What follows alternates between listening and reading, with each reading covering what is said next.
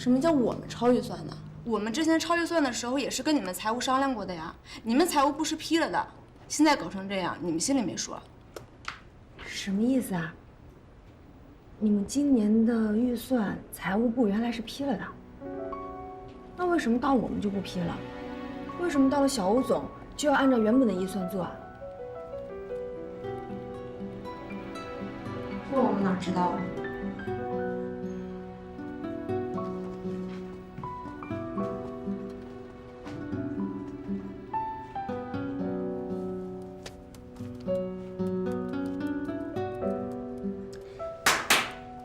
好了，今天就到这儿吧，大家都累了，回去养足精神，明天继续。林明啊，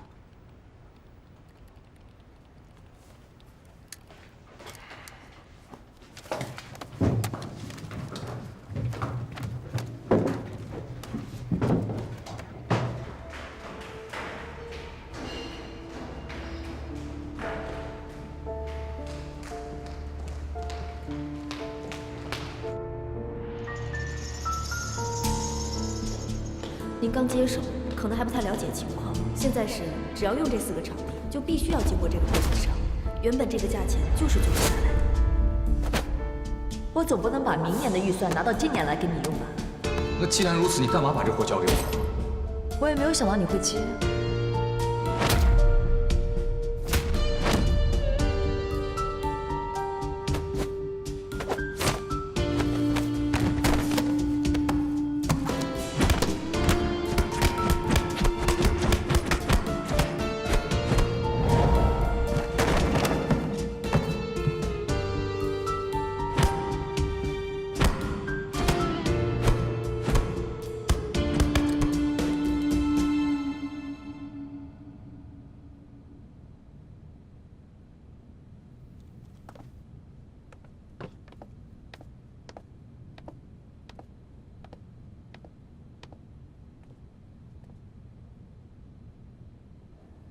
休息会儿吧。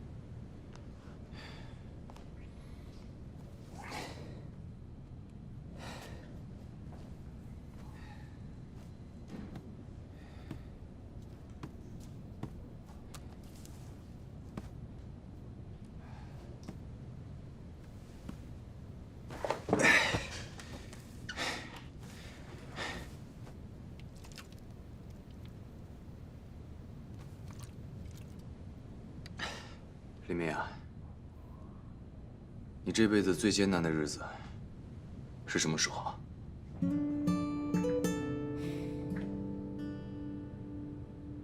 我这辈子最初的记忆是在孤儿院，孤儿院的2楼，左边数起第5个窗户，因为那个窗户正对着孤儿院的大门。在那儿的时候，我每天都会垫着脚趴在窗户前面，看着门外。我就希望有一天，我妈可以回来，带我离开那儿。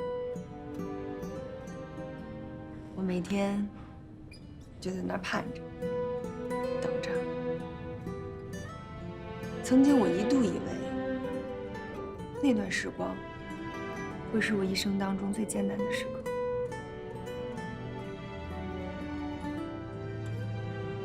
后来，我爸领养了我，带我离开了那儿，给了我一个家。但是我从小就有先天性心脏病，我爸为了治好我的病，把他所有钱都花光了，还借了很多外债。他没办法了，就把自己饭店的工作辞了，开了这家大排档。每天天不亮，他就要去进货。可是我每天一睁开眼睛，都能看到他提前为我做好的早餐。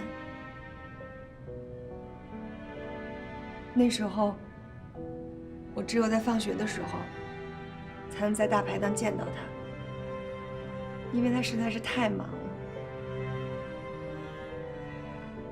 在我的记忆里面，我爸的衣服永远都是湿的，手腕每天都贴着膏药。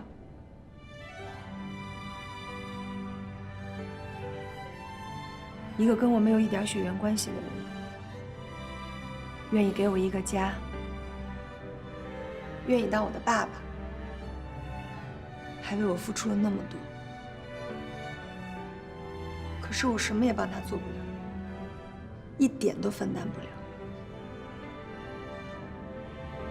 那种无能为力，是我认为这一生中最艰难的事。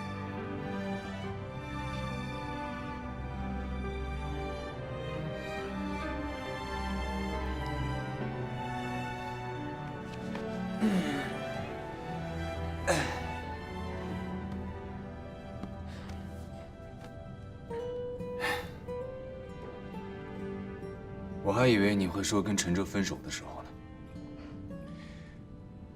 你在法国流浪街头、无家可归的时候，难道不艰难吗？完全不会，因为这些都是我自己的事情，我扛一扛，就都过去了。从我18岁起，可以打工赚钱，替我爸分担的时候，我就觉得这个世界上再也没有什么艰难的时刻。我的好朋友思雨跟我说过，人不管遇到再难的事情，都不能丢失了自己，要学会跟自己说对不起，更要学会对自己说没关系。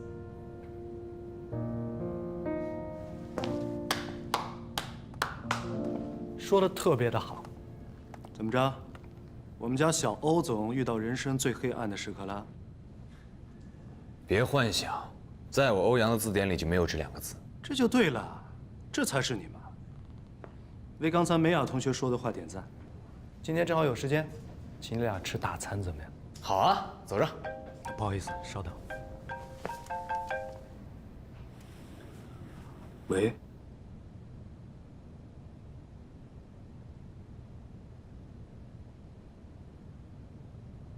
好，我知道了，我马上过来。不好意思啊，真的很抱歉，不能请2位吃饭了。临时出了点状况，我得赶过去处理。怎么一说请吃饭你就有事儿啊？哎，这不是我的风格好吗？回头一定补上2顿 ，OK？拜拜，梅雅。拜拜，小黎叔，你快去忙吧。